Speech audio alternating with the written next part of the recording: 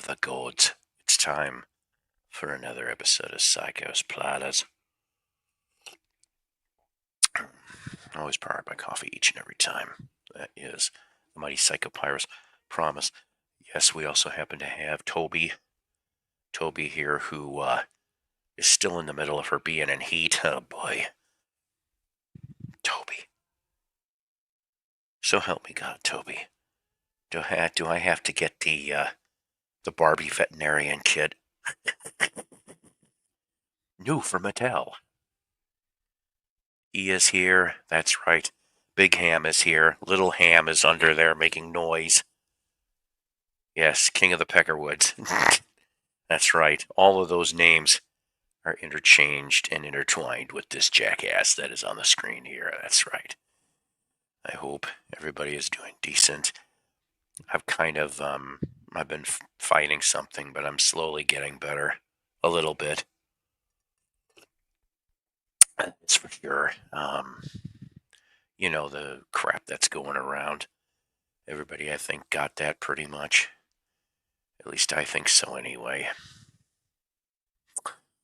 But yeah, so because of your video, William, I chucked Countdown to Ecstasy on the record player. Yes, from the Dan. Yes, we'll be touching topic on that too in the back end of the episode today.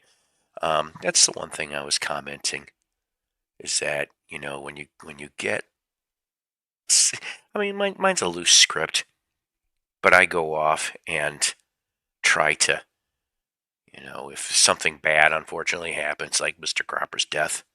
Hey, how are you? Good to see you. Good to see you.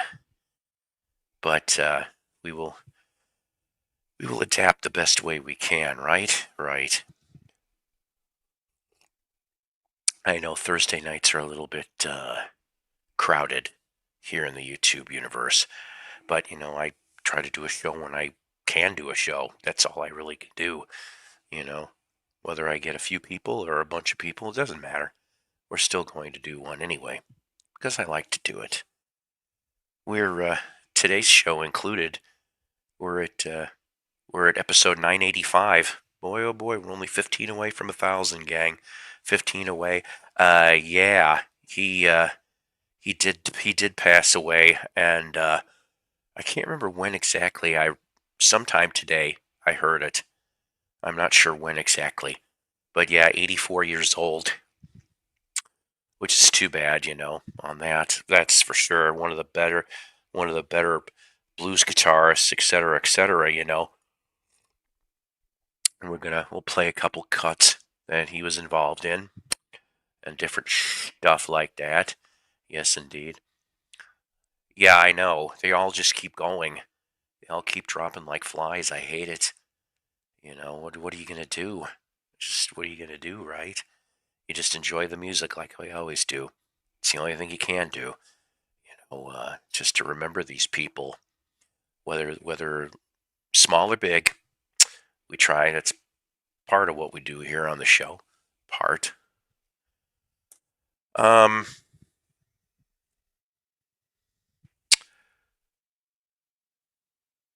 there you go. Well, tribute stream later.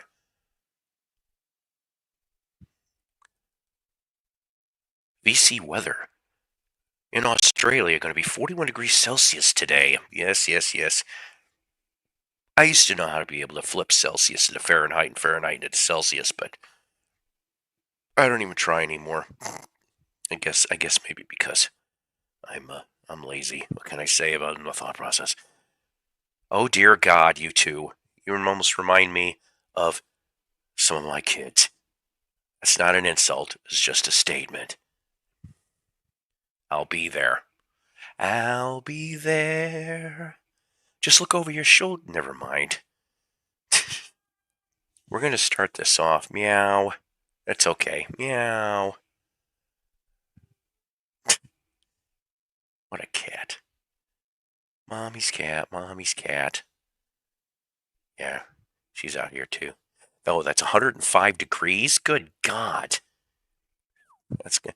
You are in your summer though, aren't you? Over in Australia. That's right. This is summertime for you over there. Nice, hot, and broiling. Could go off and it's so hot you could fry an emu egg. See, I tried to localize that for you. So I don't know. This first track, you can thank Vinyl Piper for this. Vinyl Piper was playing some of this yesterday. Go sub to his channel if you haven't. But I figured that we would start off this one here on Roulette Records, 1970. The band called Morning Dew, right? But the song Save Me from 1970, which was co-written by a very young Carrie Livgren. Yep, future member of Kansas. Let's check this out, shall we?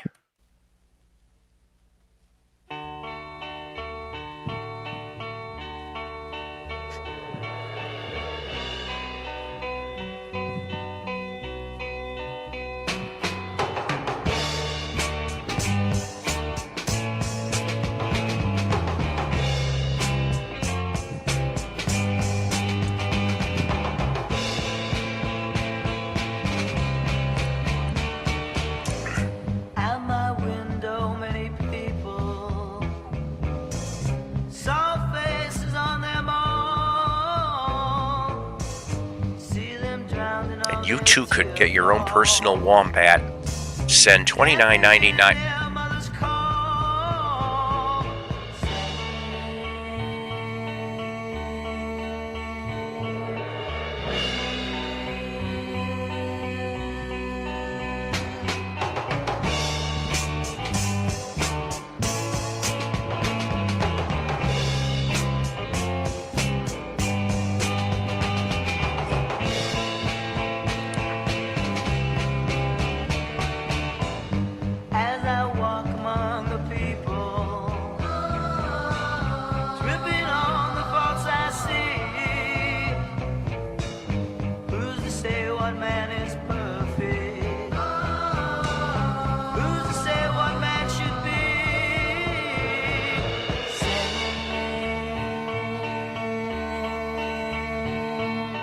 The wombat would destroy your backyard with the tunnels it'd build? Yipes.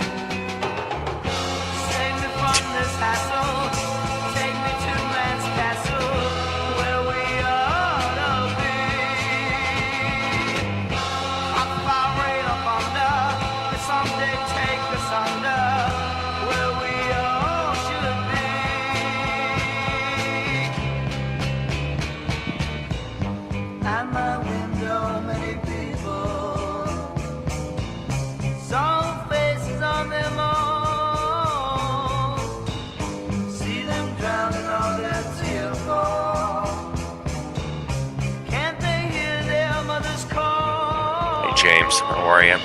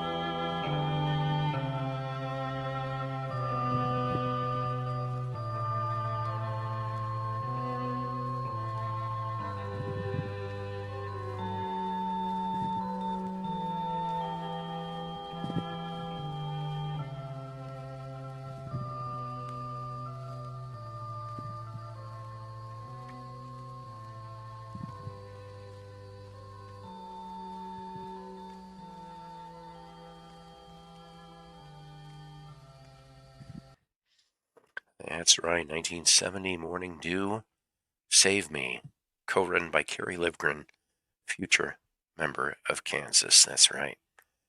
And this next song that I tripped on, what was it, about 2-3 days ago? That's right, Toby. Chime in whenever you feel like it. Like I have a chance anyway, right?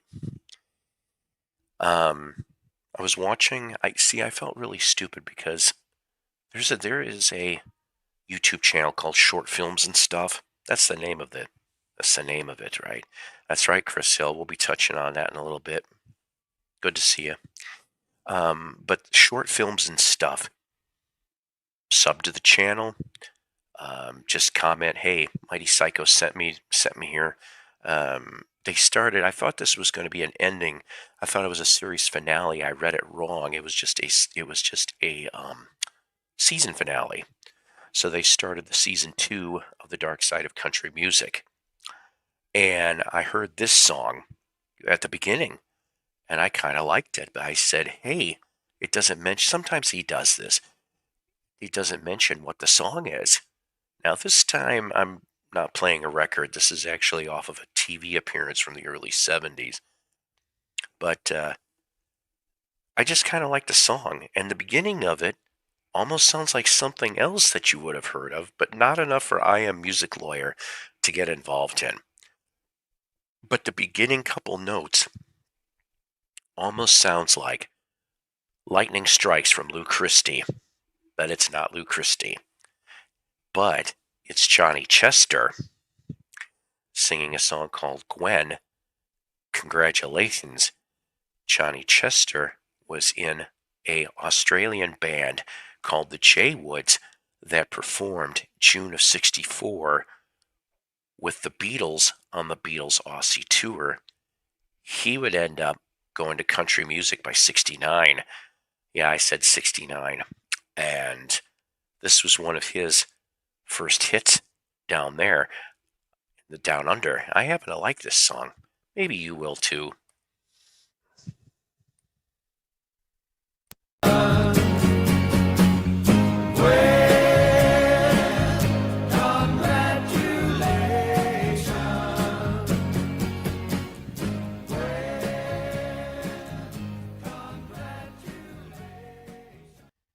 That's right, from the summer of '71 down in the land down under.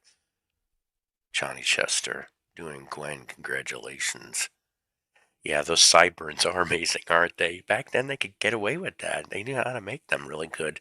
You know who's another one that I always liked their sideburns, other than Elvis? Mike Nesmith in the '69, '70 period.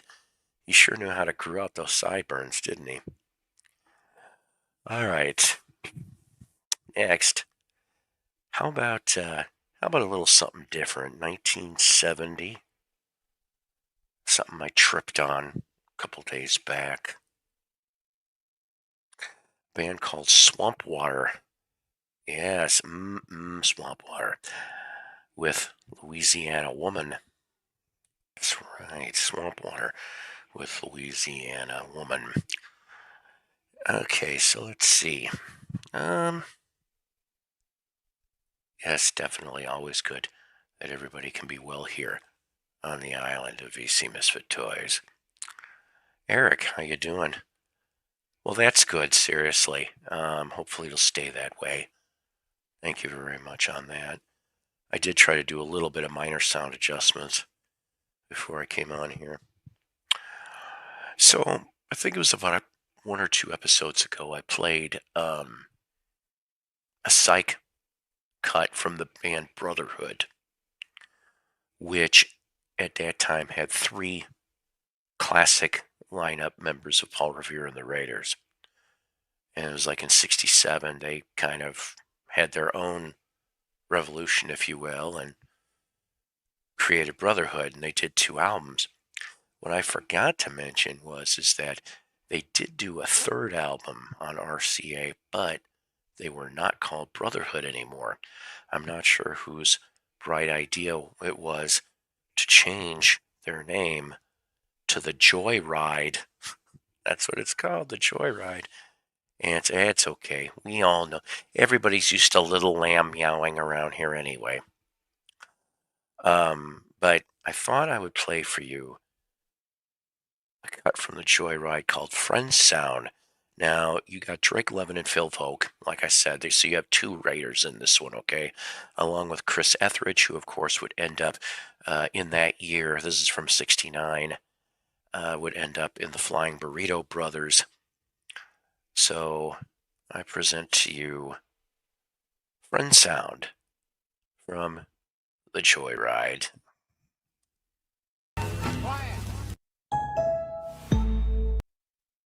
Quiet, I guess. But yeah, late 1969, two members, the Paul Revere and the Raiders, and a future Flying Burrito, all on that one. Yeah, it is good to do a purge at least once a year. I think, truthfully, I go through my collection, I'd say at least 3 to 4 times a year, just rotating stuff. And like I said, I'll like do several different piles. I said piles. Um, One to go sell at the record store, and then my bestie Donna Joe Cat Lady, she'll get some albums. In fact, I probably have a couple to give her. Yeah, wasn't it? I kind of was pleasantly surprised by that. You know, my listening list is never going to end. That is for sure. But I've got that first Brotherhood album, I think, still. But I still need to get the second one, and then I want to get this Joyride one too now. Yes, David D in the house. Glad to see him. And oh yeah, so don't take the brown acid for this next one either. But if you like that one, we're going to go into some slightly familiar territory from 1970. Yes, with some Gigolo and absolutely true that he did sit in on definitely a session of Wish You Were Here. He was in the corner, which is too bad because if he would have be like, hey, you want to contribute a little bit? It almost kind of gives me that strange moment, um, similar to, well, maybe not entirely similar to Peter Green and his stealthy visit to Fleetwood Mac when they were in the middle of recording Tusk. But at least with Peter Green, he does do guitar on a track. Sid would have been nice to do that. That would have been something. I do not know, to be honest with you. I did not do my research. I just went and put the tune up. Maybe. My favorite story is how Pink Floyd were recording and Sid walks in and they don't recognize him. Definitely. They said he didn't look anything close. Last summer I listened to Sid Barrett's two albums for the first time, and I should get back to them sometime. The second ends off of with the whimsical effervescing elephant. Boy, oh boy, he did have a vocabulary though, didn't he? But I definitely do like Gigolo Ant. I heard that one. Oh God, was it XRT? Might have been XRT. XRT used to do like half an hour of Pink Floyd and solo related stuff. And I think that's where I remember years ago picking up on Gigolo Ant. And I was just like, oh, I kind of like this. File it away in the back of my skull. I do happen to have both of Sid's solo CDs. I've never come across them on vinyl. I never have. Um, oh, okay. David says, yes, Gilmore on guitar and production. Oh, drums by Jerry Shirley. I didn't know that. So there you go. So you've got Floyd and a humble pie. Oh, nice. David Gilmour and Rick Wright play on the Barrett album. So, yeah, I mean, you do have some Floyd ties, which is nice. I'm kind of glad for that anyway. All right. Like I said, I know this has been hastily slapped together a little bit, these next foreplay, if you will, because that's exactly what this is. Of course, Steve Cropper, like I said, a mini tribute we're doing today, passed away at the age of 84. It's kind of funny because I knew somebody briefly that was a relative of his. I'm not going to say who, what, where. He grew up up until the age of 10, if I remember right. in Missouri. So like I want to say Central Missouri, maybe. And that's where I know the relative of Steve Cropper. And then he moved to Memphis by age 10. And well, everybody pretty much. Paul is looking blue, yes, color this evening. Bluer than blue, sadder than sand. This empty life room has ever had. I know I fucked up that last line. Anyways, like a bluebeard. Aye, me matey. That's right.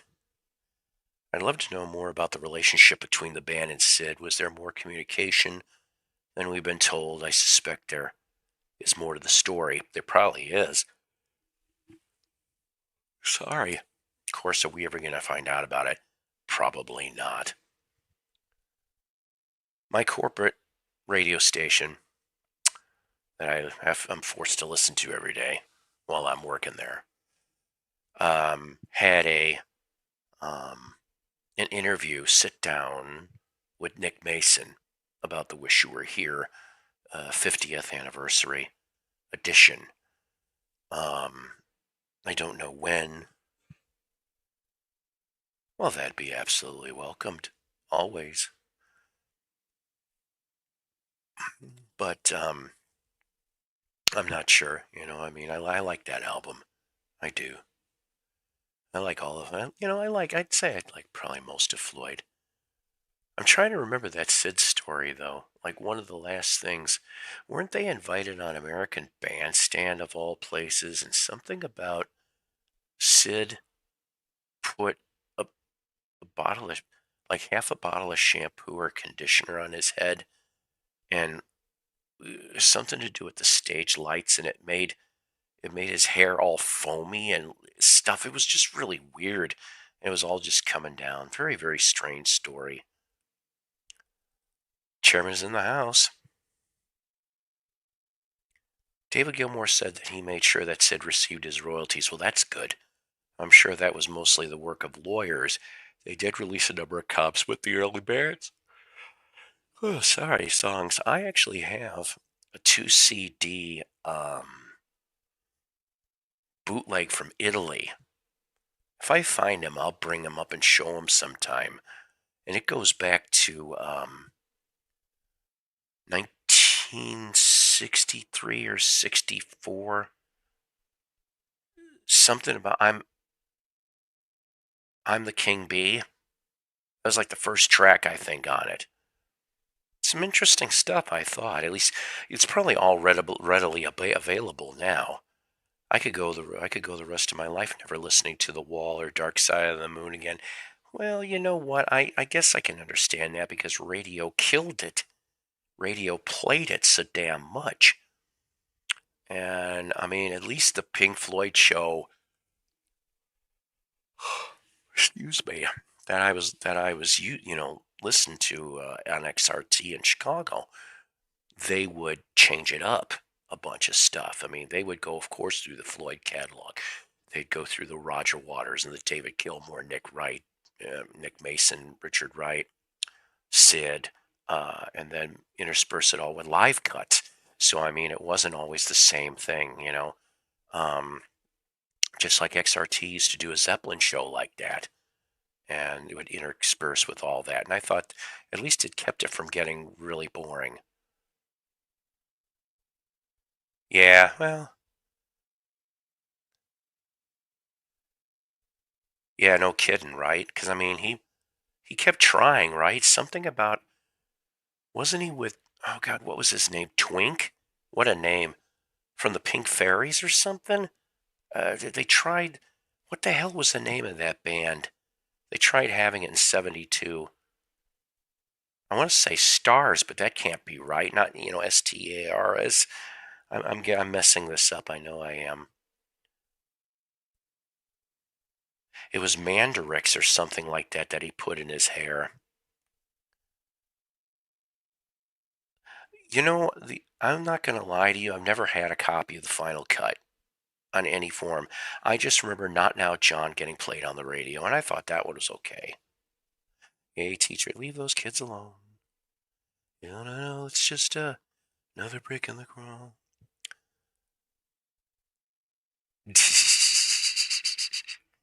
All right, let's start off with from 1961. A few months ago, I found a super clean copy of this on satellite records. Of course, that's not what's being pictured here, but you guys know this one. Who doesn't? Last Night. That's right, Marquez with Last Night. Oh, another cool find yesterday, the 7-inch for Cheech and Chong, Santa Claus and His Old Lady. Yeah, no kidding, I've never come across one of those. I've come across Basketball Jones. I've come across Sister Mary Elephant. I have the picture sleeve for that. Do I have for basketball? I've got Earache My Eye. Never come across one of those. I could picture the sleeve in my head, but I've never seen it. I've never physically seen one. Yeah, yeah, there you go. See, well, you never know what you're going to learn on the Psycho Platter show. And yeah, definitely cool to find Santa Claus and his old lady. Maybe we'll play that when it gets closer to Christmas. I mean, I know that 3 weeks from today is Christmas. Can you believe that already? Boy, oh boy. Yep. Class. Thank you. Oh, Dave's not. That's cool. Dave's not here. I like to listen to this. Is like. Oh yeah. Okay. Thank you. Sorry about that. My brain went weird. Well, it's always weird, but it's a different story. All right. Now, I got to play some Booker T and the MGs, right? But no, we're not playing Green Onions. Everyone and their mother plays Green Onions. I thought for a little bit different, I would go 1969 to Time Is Tight. Tight like a toiga. All right, maybe not. But here, I'll listen to this. That's right. Booker T and the MGs, 1969. Time Is Tight. And while I happen to have about 16, 17 of you in here, do me a favor, please. Smash that like button if you care to. Is that right, Toby? Yeah. You little diva. Well, are you going to show up here or not? You keep giving me Yeah, guess what? You are right now. Look at your audience. Look at your adoring public. Big ham, little ham. Come on. Yeah, I know. Because you haven't shown up in the last 2, 3 episodes. That's why. Yes. She's like, I'm not looking at you. Are you? But who loves you? Hmm? Lots of people love you. Mommy, daddy, human brother, grandpa. What do you think of that? Anyways, take a look at your friends. Because they're your friends. Okay. You want down? Yeah, I know. Or, no? You hanging? You just being weird? Well, I know you're weird. Everybody is weird. Okay. All right. Let's see. Let me ask her mom. Is her winter coat coming in? That's what Brandon from Australia is asking me.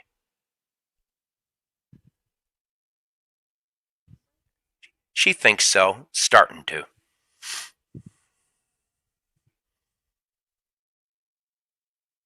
Imagine, okay, Brandon. Imagine if she cut gas as you picked her up. That has happened to me once, and it hopefully will never happen again.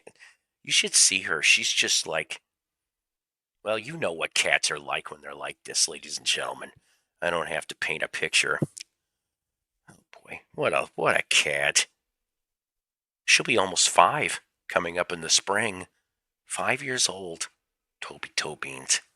What do you think of that? Hmm? She's just like, she's so weird. cute. My cat goes all fluffy when it's winter time. Yeah. Anyways, this next one, you guys know what this one is. Blues Brothers. Yeah, remember when they were at the Blues Brothers band? And the only reason why I'm playing this is because, well, Steve Cropper and Duck Dunn's names are mentioned here. That's half of Booker T and the MGs, which is who's playing on it too. But Steve Cropper also gets mentioned in the original Soul Man from Sam and Dave. But I thought we'd play this one anyway, since you guys are probably a little more accustomed to it. Right. 1978, the Blues Brothers tour. I like those albums, damn it. I do. I had that one. I had, they did, I think, Made in America. I think it was the other one, where they did a cover of Gimme Some Lovin'. Some decent stuff. What do you expect? Now, this next one here, maybe you guys don't know, and neither did I until yesterday, actually. Um, so Steve Cropper did a lot of material. He did a lot of sessions. We've played stuff that he's worked with Ringo, Harry Nilsson, Kate Brothers. We brought up Western Union Man, or Union Man, excuse me. I keep wanting to say Western Union Man, but I mean Steve was on that stuff. Yeah, soundtrack was decent, not the movie though. You're right. Um, but then there's one I was like, huh? So from Chicago 33, yeah, the Roman numeral stuff starts getting me screwy when you get to this point. This album got released in 2011, recorded in 2010. It was a Christmas album. It's called Oh Christmas 3. See the pun there? Because that was the third Christmas album. So I'm going to present Rockin' and Rollin' on Christmas Day. And basically, uh, Steve Cropper is all over this. I didn't even know that they did a Christmas album in 2010, 2011. Let's have a listen, shall we? At least it's not 30 different cover versions of Disco Duck. Anyways, as I was saying, smash the like button if you care to, even with stinkers like that. You just never know. That's the fun of this show, right? And if you feel inclined, please donate. Cheap coffee, cheap records to help Spay Toby. I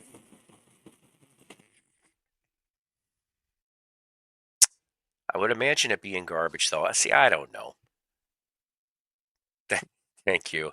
But I still want to see it, nevertheless. Oh, hi. Now you scared the hell out of me on that one. She put her cold nose. Why is it cold and wet? What did you do? Huh? Oh, she's supposed to have a wet nose? I don't know. So I never did graduate cat anatomy. Cat. Oh. Oh. Well then, good. Keep it. Keep it. Keep. I can't talk today, gang. Ugh. Yep, Santa was rolling up numbers on Christmas Day. That's what he was doing. Anyways, I got two songs left in the queue. I thought it was really funny that James earlier went off and asked, "Is this the Ruddles?" Earlier. No, but this is. Oh boy. One of my favorites. Ouch, Toby. Get me with her claws. Top sessions of Ruddlecore. Oh dear lord. I love that movie. I love that soundtrack too. Kathy Emmer got me a really nice, my Illinois friend, she got me a nice copy with the hype sticker and the booklet and everything. I love that stuff. And then Josie and the Pussycats, the Stray Cats. I love it, guys. I love it. Yeah, I could see her doing the Stray Cat strut. Yes.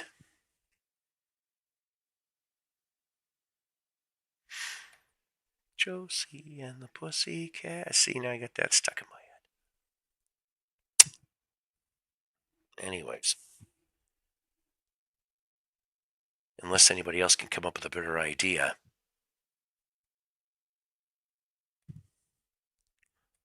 Here's some LRB, one of my favorite early 80s songs.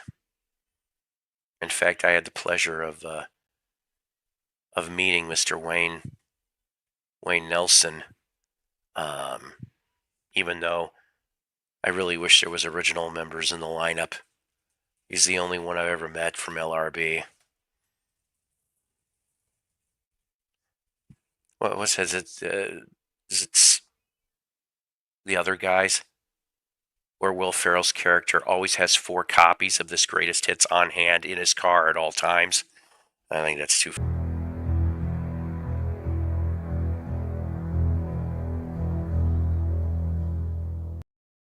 I'll tell you, I haven't heard that one in a long time. I don't know. I just don't really think it's fair what happened to that band and the people in it. And this legacy has kind of been tarnished. I mean, like I said, I got to meet Wayne and talk to him for about maybe 5-10 minutes. And he seemed like a nice going guy, but I'm like, it's just not the same. Not without having Babe and Glenn and Graham and some of the other ones, I just wish somehow they could resolve the shit out of this thing. But from what it sounds like to me, is that God, what's his name? Steven, I don't know. He's just being an ass. That guy, though. Yeah, that was Toby ripping up the guitar solo. Yep, the good old Night Owls. Another good one that's off of that is Man on Your Mind, which maybe we'll play that another time, too. Yeah, that's a long time. I got Wayne to sign the greatest hits and Time Exposure, that album that I think George Martin produced, if I remember correctly. Yeah, Stephen Houston, that jackass. Yeah. Yeah, they should take the Guess Who route. I think they could win. I know they've tried before in the courts, but I think it's finally time to go after him again. No, that's not a threat, Houston. I'm just saying that to get their rightful place back, it only seems right. All right. James Farley requested, guess what? We're going to play something that I've never heard, or maybe it's been years since I've heard. From Grand Funk Railroad. From the Red Album, everybody pretty much calls it. It's a long one, gang. Don't take the brown acid. Take something that'll last you 8 minutes. I'm going to be gone for a little bit of it, so. Beautiful. Yeah, indeed, from the Red Album. Wow. I can listen to that all day. Now listen, Don and Mel. Is that quit being asses to Mark? I'm sorry. Is the song Inside Looking Out on that album as well? Oh boy, I can't remember if it's that one or Survival. Yeah, because that song is like that's as epic as Inside Looking Out. You know what I mean? Or is it on the first one they did, On Time? I get a little confused with their discography. Maybe somebody in the comments can mention where Inside Looking Out comes from. Maybe we'll play that next show. It reminds me of that level of epicness, when I hear that one. They say asking any more. Every band seems to have their epic side. You know what I mean? Like you listen to ZZ Top, and that one incredible jam they have. Thanks, Dave. I think it's on the Red one. It is on there. I thought so. There's a song called Porch Jam or something like that by ZZ Top. And it sounds like ZZ Top almost becoming Yes, like so progressive, or like Emerson, Lake and Palmer. Like I couldn't believe this is ZZ Top, but it's on like a very early album, Porch Door Jam or something. I forget the name of it, but incredible jam. Let me see if I can find it. Well, let's see here. Hang on a minute. Maybe I can. Because honestly, you would love. I mean, you probably are familiar with it, Paul. But I'm saying if you just played that, you would love this song as well because it's unlike any ZZ Top song I've ever heard. Porch swing song. Is it? Wait a minute. Is it pork chop sandwich? Mm, porch jam. I put in porch door jam. I'm trying. No, wait. Party on the patio. Oh, I The love term. party on the patio. That's got to be what you're talking about. Maybe that's what it is. Party on the patio. I love that song. Hang on a minute. Can you play? I'll play that. If that's the one I'm thinking of, if it isn't, I'll let you know. But Oh, it cooks though. I love that song. it cooks. Yeah, like it's so fast. It almost sounds like speed metal. Yeah. Almost. All right, that's it then. Yeah, that's the one. Yay. Hang on. I got to fix it all up here. I don't give a shit about Amazon. Yeah, right. Yeah, this is super duper fast. Yeah, that's it then. And again, it's unlike any other ZZ Top song, right? Right. Mm. Oh, I'm so excited. Off El Loco. Honestly, Paul, I'll tell you what, that wasn't the song after the more I kept hearing it, and I did figure out what song it is. Oh my. The one that I was talking about, and I'm not saying you have to play it, but the one that I was talking about, I just figured it out. It's off of Fandango. It's called Backdoor Medley. Backdoor Medley, okay. Cool. Try Backdoor Medley, and that's the one that where they just go off like again like a Grand Funk like style, like so fast, so like Next time, play it, next show. Or That's whatever, right, Chris. Carl Palmer on percussion, along with Keith Emerson. I'm kidding. I'm fucking with everybody here. I believe that probably. Pearl necklace. You got a pearl Anyways, Hey, Paul, I want to show. Is Brandon still in the audience? I'm assuming so. Go on. Hey, Brandon, here's my other level 42 album. Nice. Keep it up. Keep it up there. Here with the level 42 vinyl lust will be insatiable. They'll finally get to level 43. Yikes! Something About You, the hit single off it. What about Love Plus One? Isn't that? Don't they do that? No, that's Haircut 100. Oh, that's Jinx, you owe me a Coke. What, James? Hey, Paul, did some member from this band, level 42, yeah. Did some member from Squeeze pass away? Yes, the drummer. Oh, I heard people talking about him. Okay. Where I did. Yeah, that's why I played Up the Junction and Tempted on that show, whatever show that was we did. This is the original red vinyl. So you got one too. Good for you. Please, UK. Those are beautiful. Yeah, definitely the red vinyl. I had one of those for a long time. I can't remember if I sold that one or I gave it to Donna. I can't remember anymore who I give stuff to. Oh, look at you, Cool for Cats. Hey, Toby, this could be your favorite album, Cool for Cats. Maybe. Don't put me down. Ask you Marty show, Paul. Don't put me down yet. What's this? Okay. Archie Bargy. Archie Bargy, yeah. Bargy. I don't have East Side Story though. I have Sweet from Stranger. Oh, there you go. And what's this album? Cozy Fan Tutti Frutti. I have this album too. I had the Babylon and On and once, but I got rid of it. Dummy. Babylon and On. That's one thing I'll admit. I never owned a Squeeze album, but boy, oh boy, anytime I ever was in a record store, I always came across one of those Squeeze albums. That's for sure. I like the band. I like to find out different. I haven't come across Different in Tilburg's '84 album either. I never had that one. Different in Tilburg. Well, what was it? Last episode I played. Who the hell was it? I played a song that was co-written by Tifford. I can't remember now. Damn it! I don't have my old notes on me. But there was something I played that it was co-written by him. I don't know. Whatever. I think some people say that they're like the '80s. They were the '80s John and Paul. Yeah, right.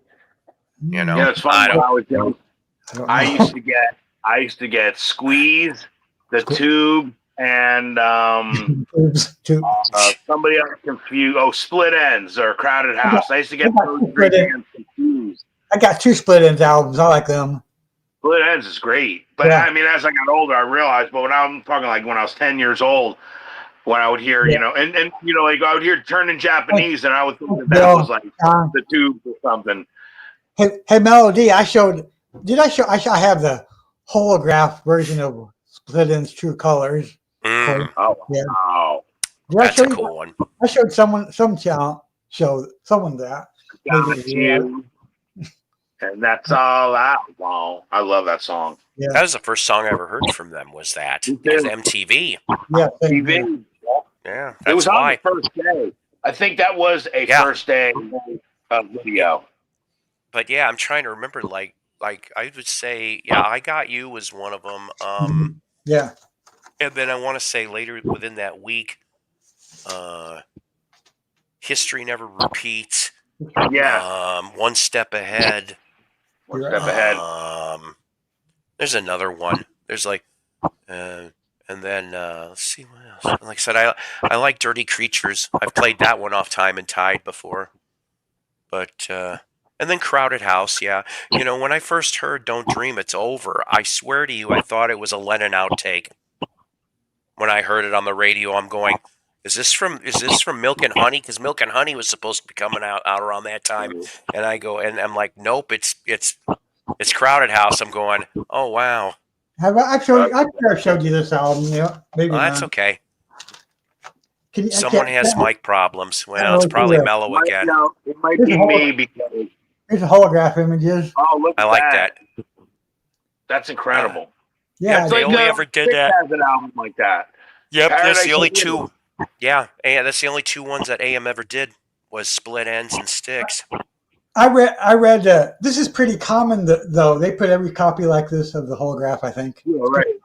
Yeah. Oh, And that's That was cool. the probably Six one when the one side it flips over and you look at the light and you see the whole design. Paradise Yeah. Theater album, right? Yeah.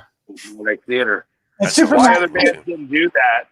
I would say that, like, I was looking at some of these records I have, and I'm looking at the labels, and I'm saying, why didn't record labels back then think to customize the labels, like, a little more? You know what I mean? Like, make them official to the record instead of these standard labels. Like, I'm looking at the Cars' first record.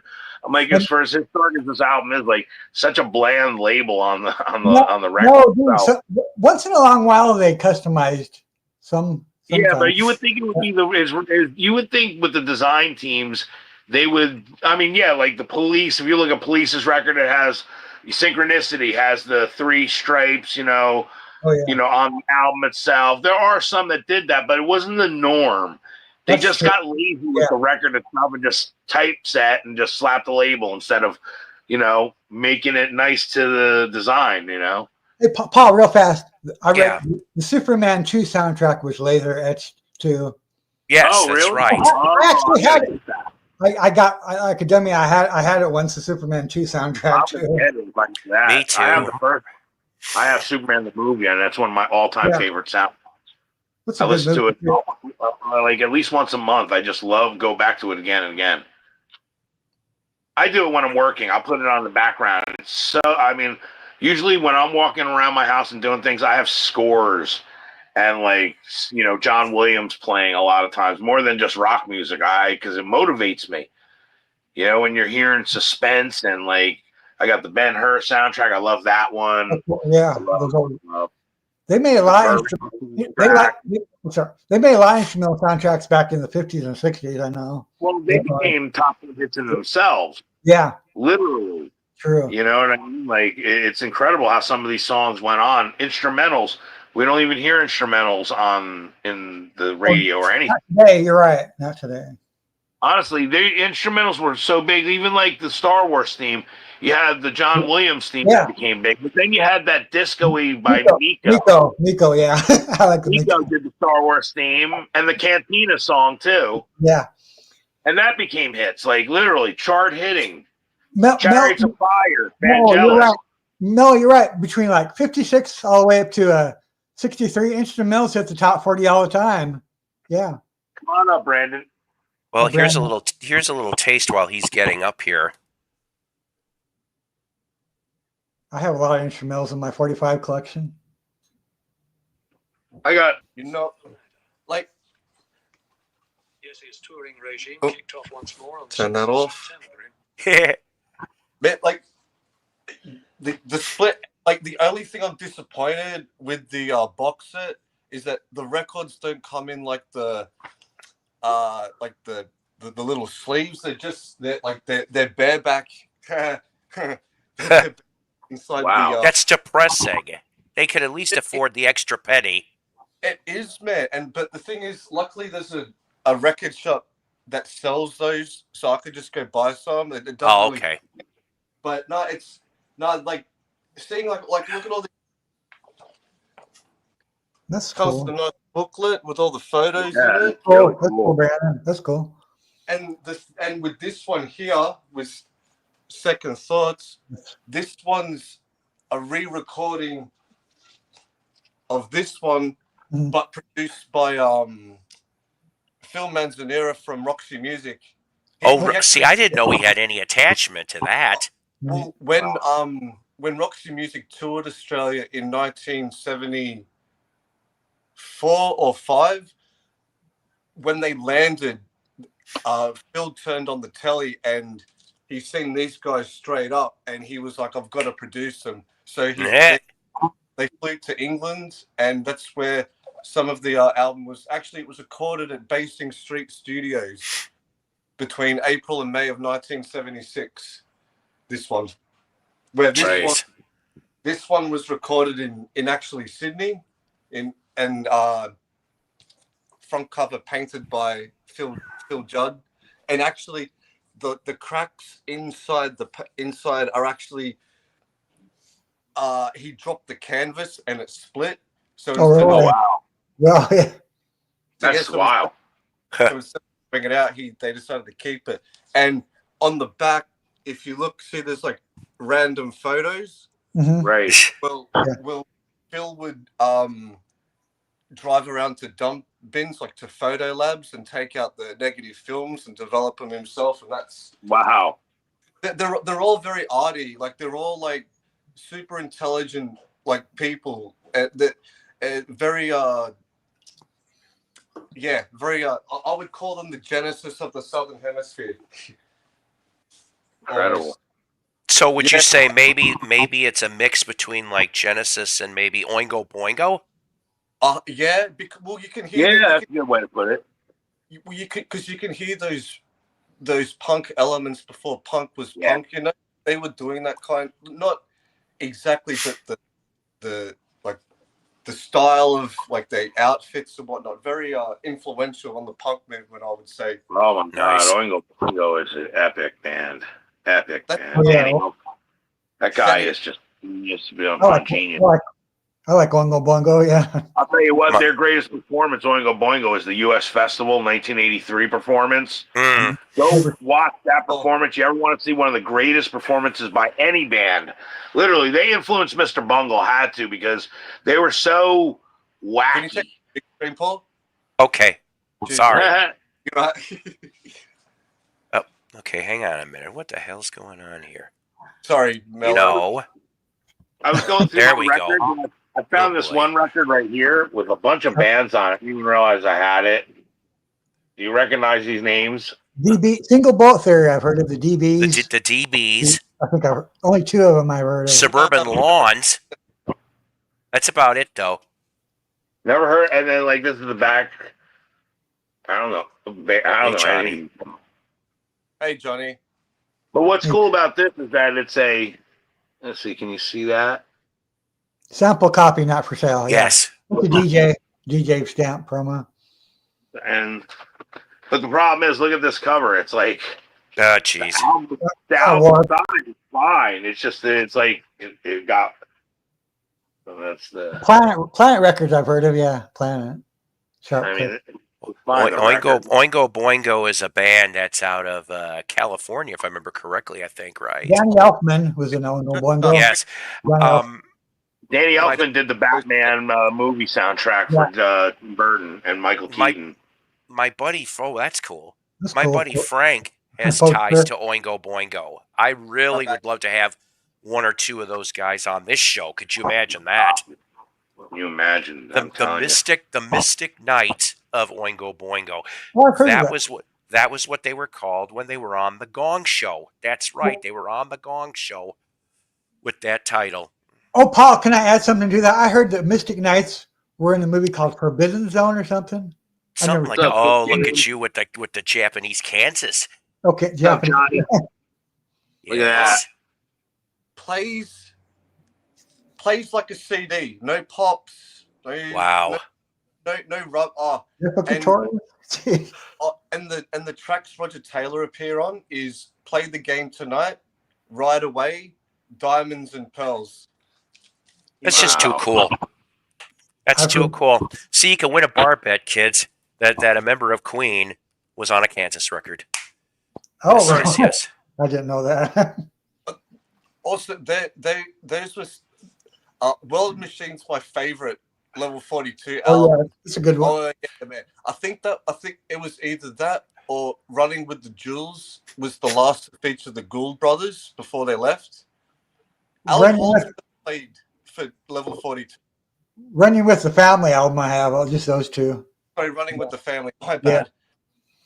But yeah, on the 1991 album Guaranteed, Alan Holdsworth and I can never say his name, Jacko Jackcheck, the guitarist for King Crimson.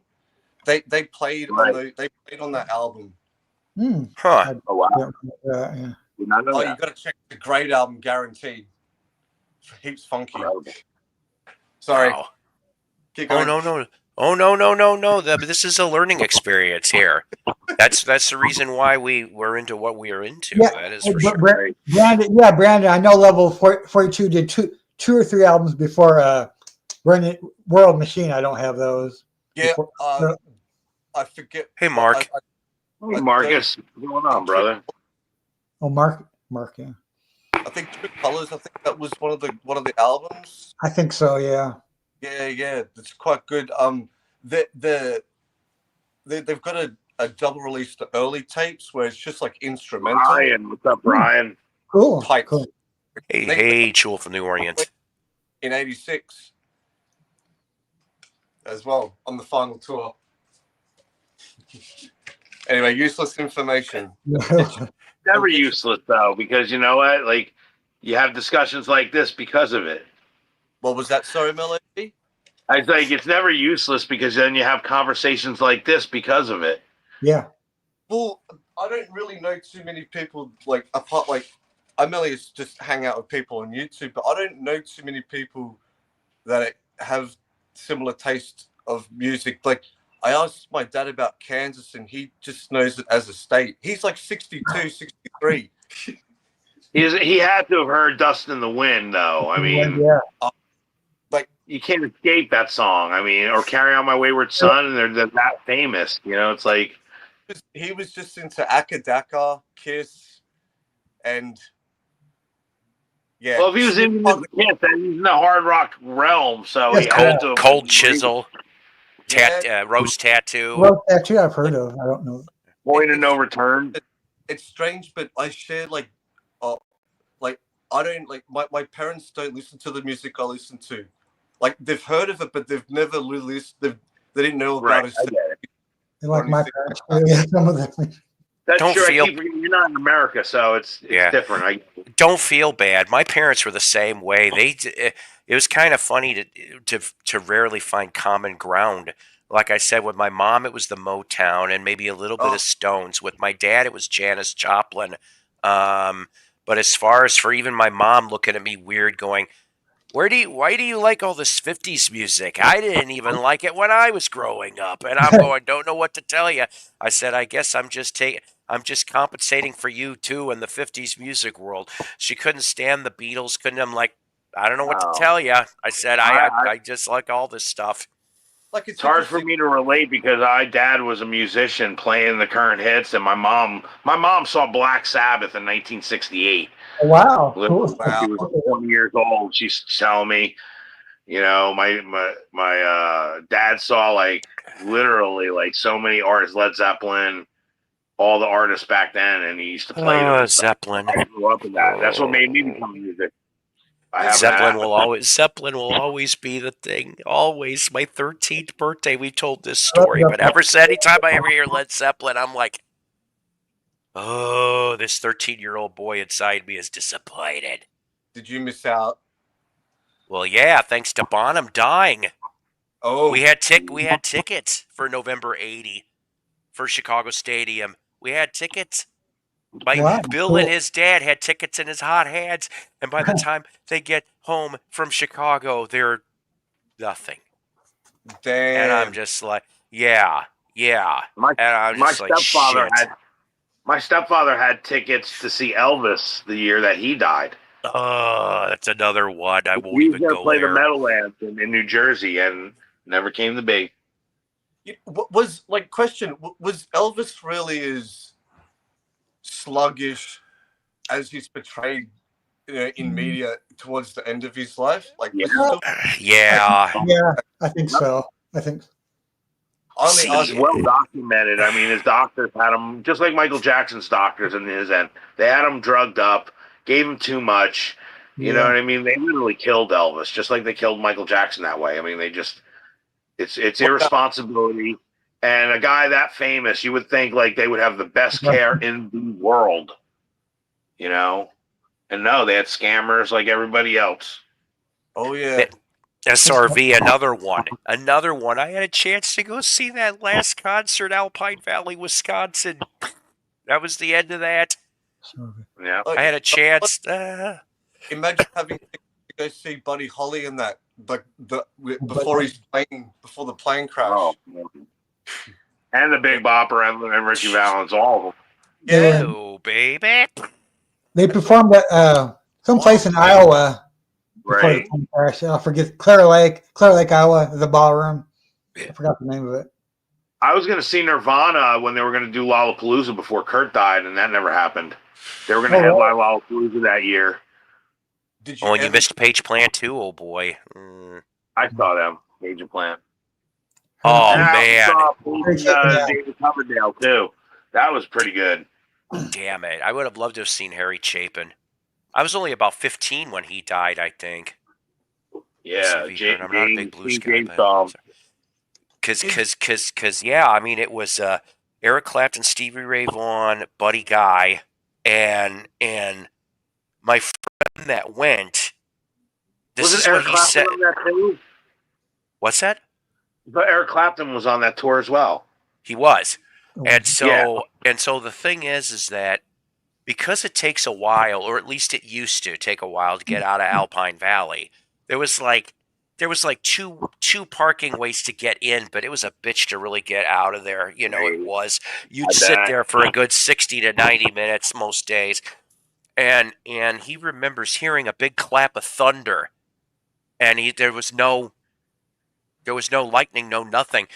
He heard Stevie Ray's copter smash into the dam. Damn. Yeah, I'm just like, your stomach would just fall out of you. Like your stomach would just fall out of you. Question: Is Marcus 06W Marcus from Project Gemini? yes. Yeah, it is. Yeah.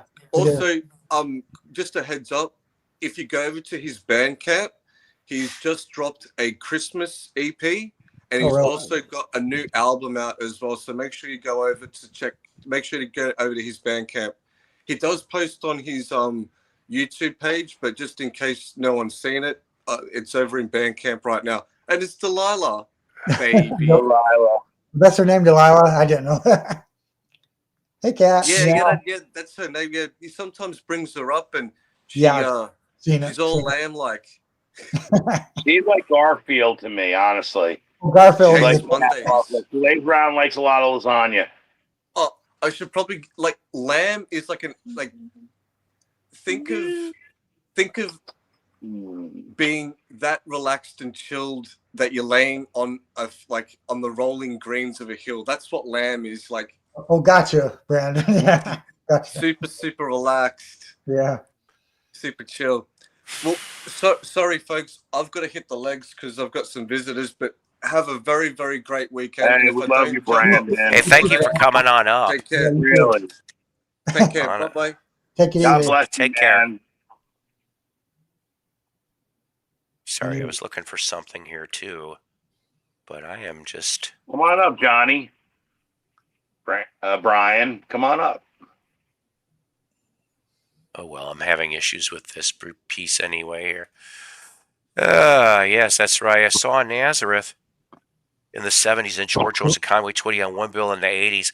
I Wow, would that's have wild. definitely, Nazareth, like I said, I've that's seen George. I wish I could have said Conway Twitty. We saw George Yeah, Jones. loves Oh, potatoes and pills. Yes, I got I an saw autograph for Steppenwolf. George Jones. But when I saw them, John Kay was the only original left. Yeah. Hey, I saw Randy. them too. Saw my Great Adventure. Let's see here. Hey, isn't Mr. Blood Vessel part of the guy in New York? I don't know anymore. Here, let's listen to a little bit of Nazareth, some stuff from the 90s nobody remembers. The dog. We used to play that all the time. That's right. Now you're messing with a son of a bitch. I Oh, just want look. to show you the back cover.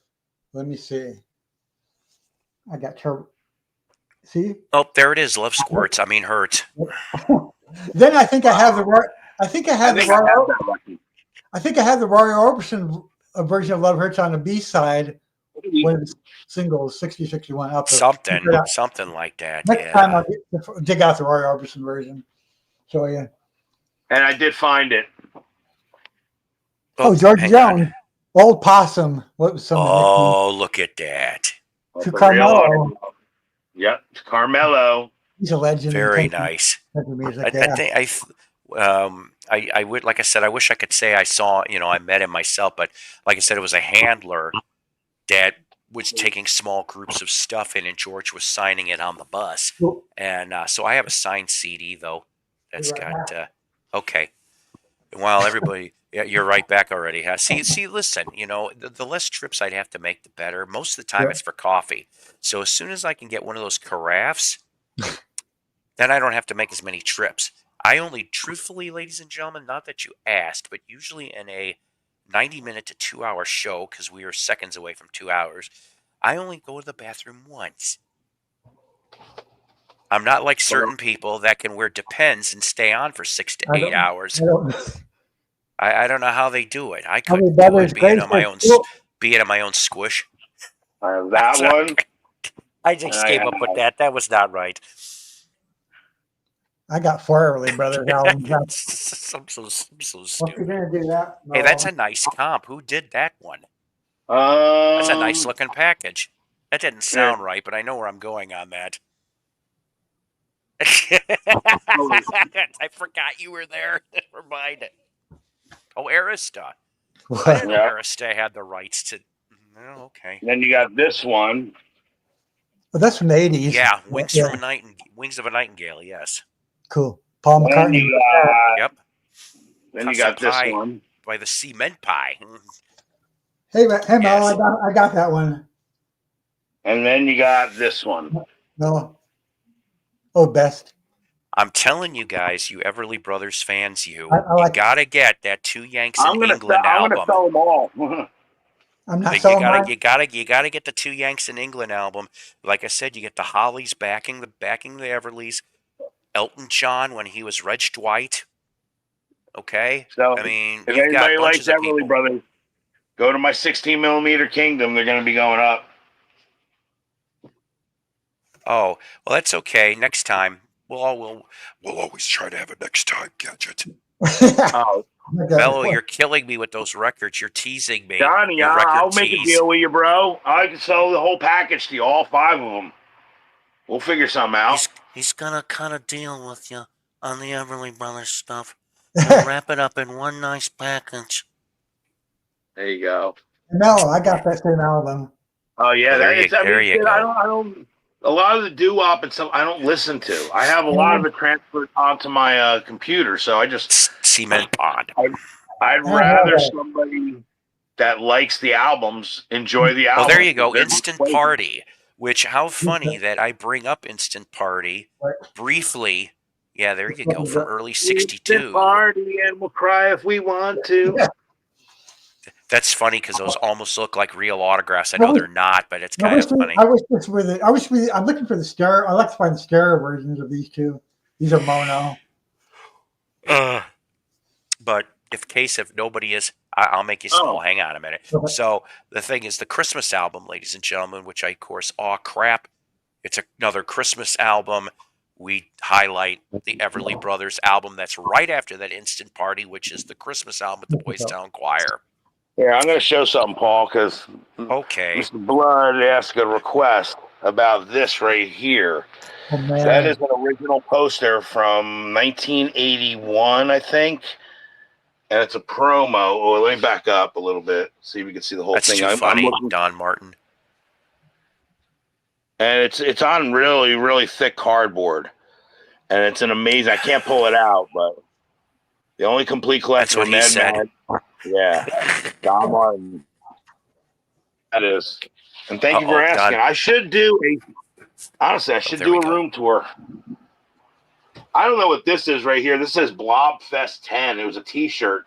I just use it as like something to rest my head on. But I don't know what Blobfest, was there a Blobfest 9 or I tried looking up. I can't find who knows? Maybe there's some blobs on the Blobfest. Yeah, right. I am so horrible. I am incorrigible.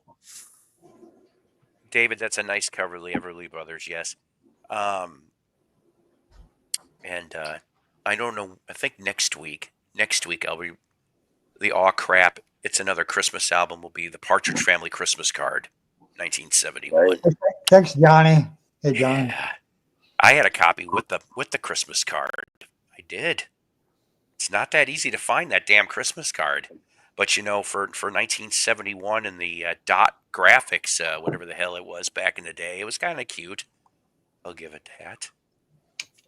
Didn't when you were part of the Beatles fan club and they gave you the Christmas album or Christmas, record that they did?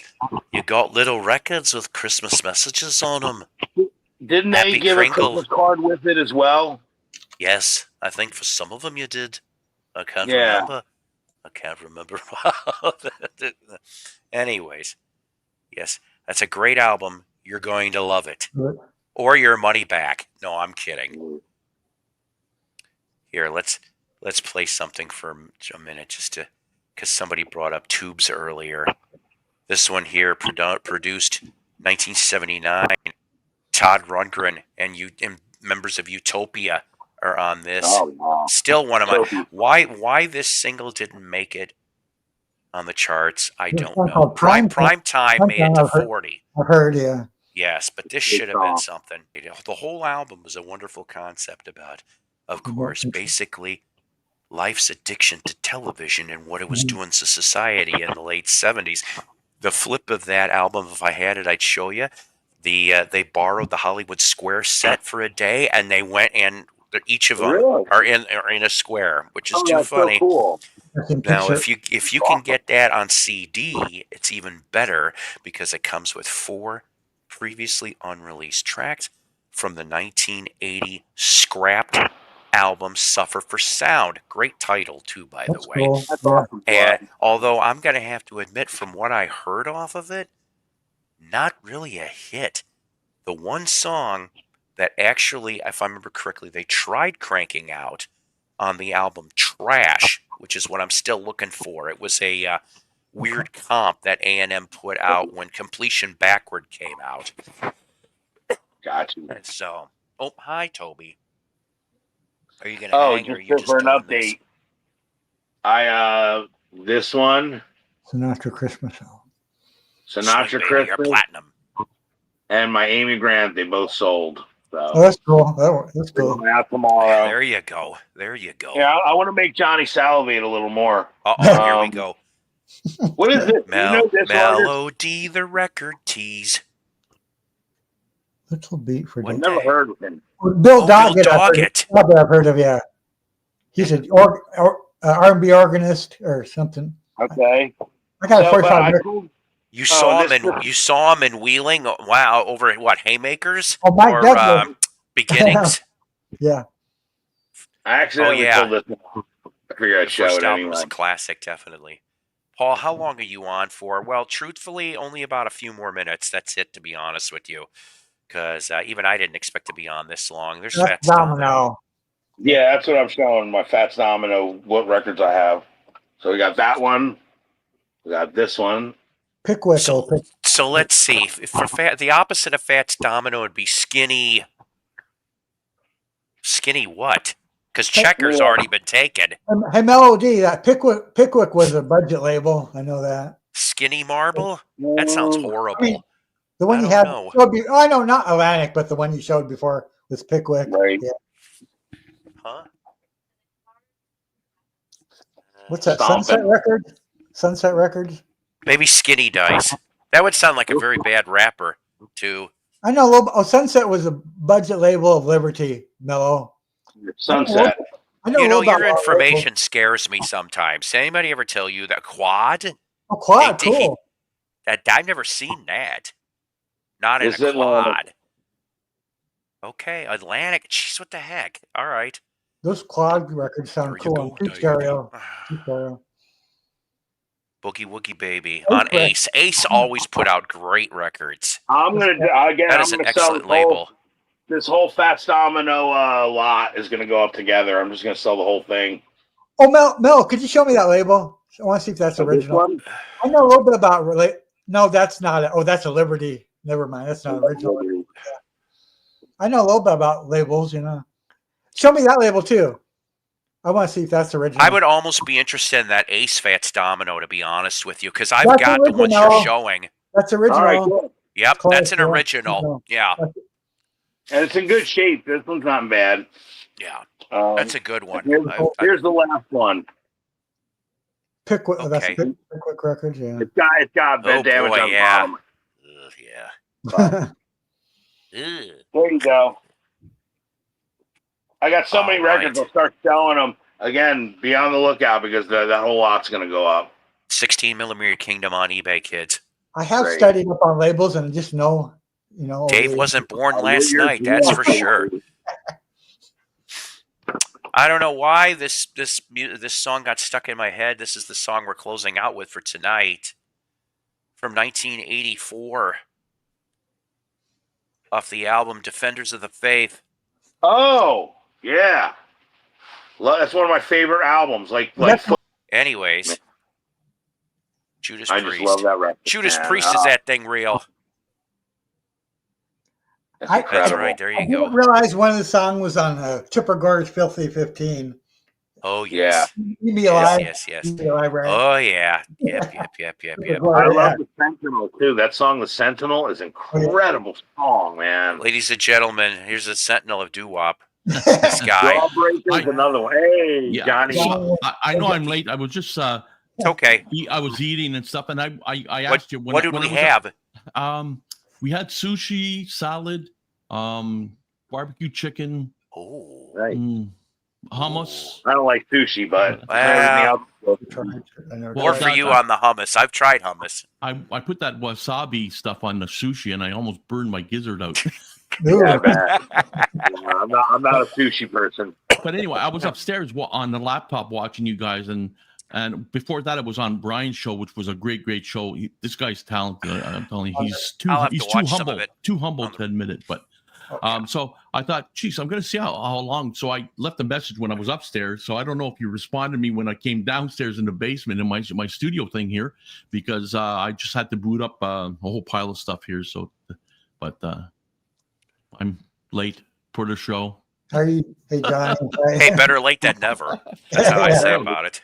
I had you were showing some Christmas albums, and I had a few that this is the Chipmunk one I showed. I think I didn't show it last time, but I found it. So Oh, look love at that. Davies. Dave's all pissed. There's all- It's like it's December 21st.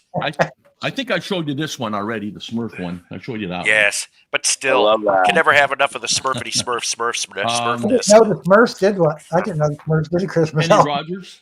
Oh, yeah. That one's from the 80s. And I then got there's the Kenny Kenny Rogers Rogers. and the Smurfs album, which rarely I got a anybody's lot ever of Kenny seen. Rogers here.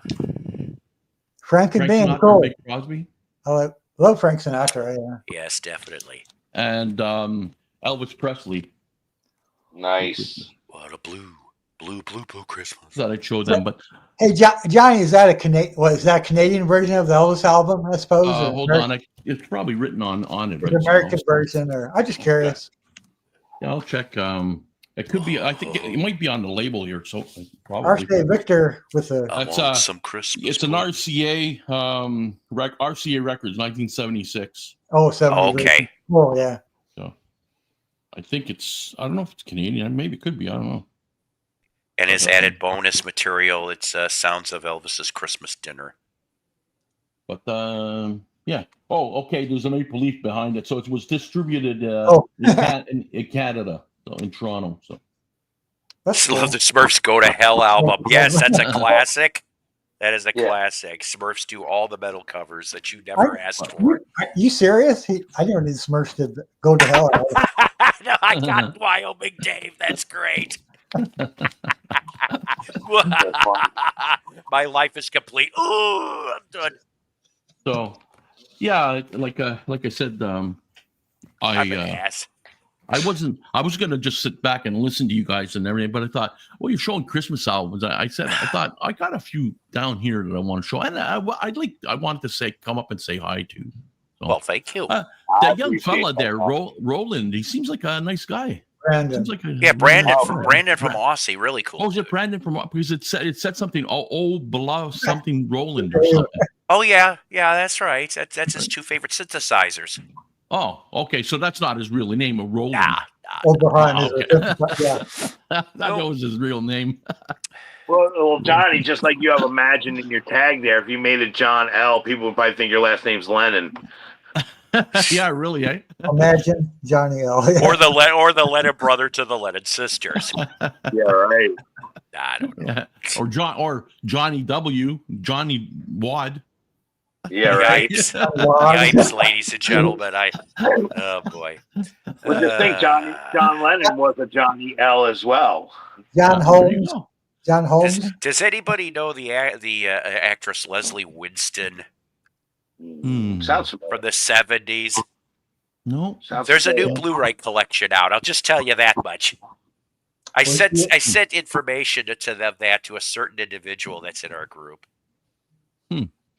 Because he likes that stuff. I don't blame him. I don't blame him. I like this kind of stuff too.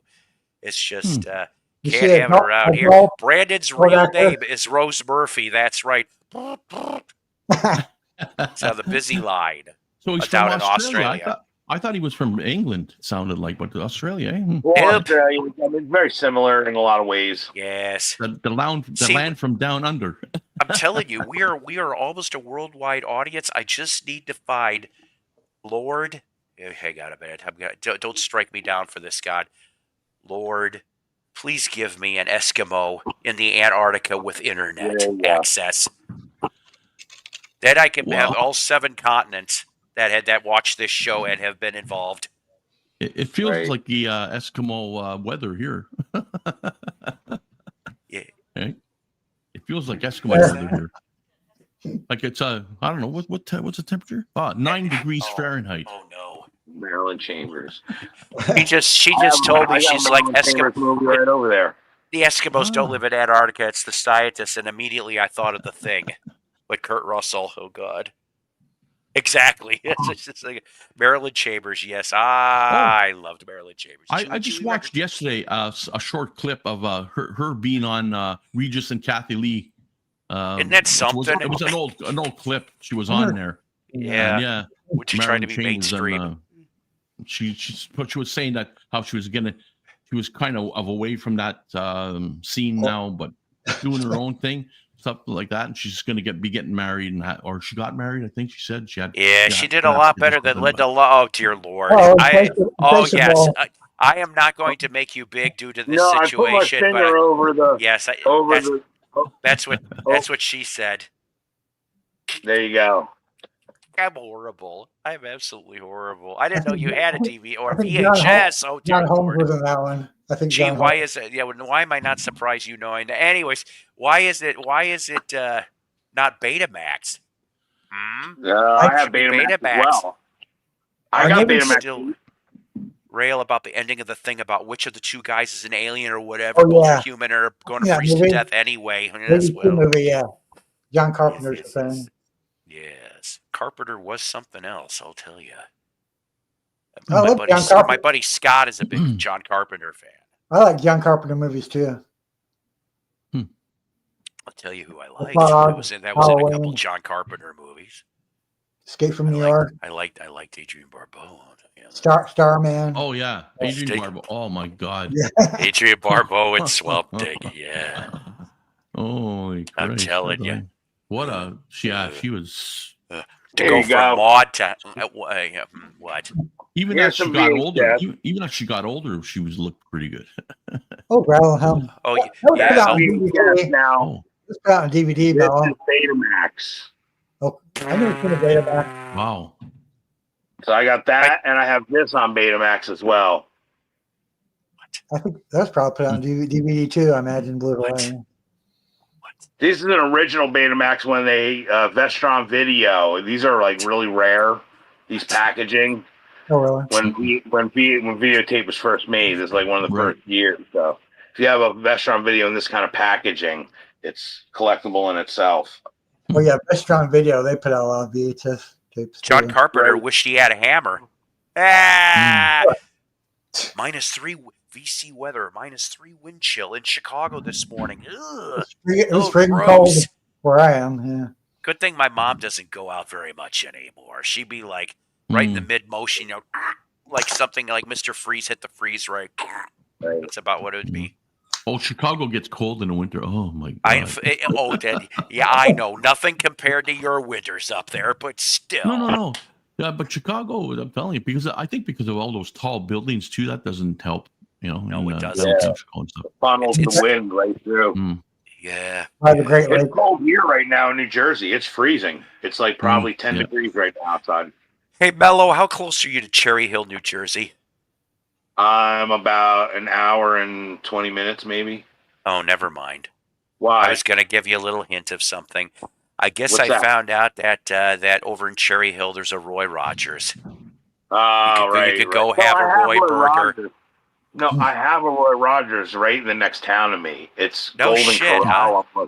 Golden Corral is what I'm looking for. Oh. If you ever, the next time you're ever into Roy Rogers and they happen to have any coffee cups with their emblem, I will buy. I will pay you. Oh, I can get all of them for you. Because I'm you know me and my coffee mugs, unfortunately. Paul, did you see that one thing I sent you in Messenger, that coffee mug with the cassette spines? Yes. Yes, I did. You got to get one of those. You could custom whatever cassette you want. I know Rogers Park, Jim. I know Rogers Park. I used to have to go through there on the rail line all the time.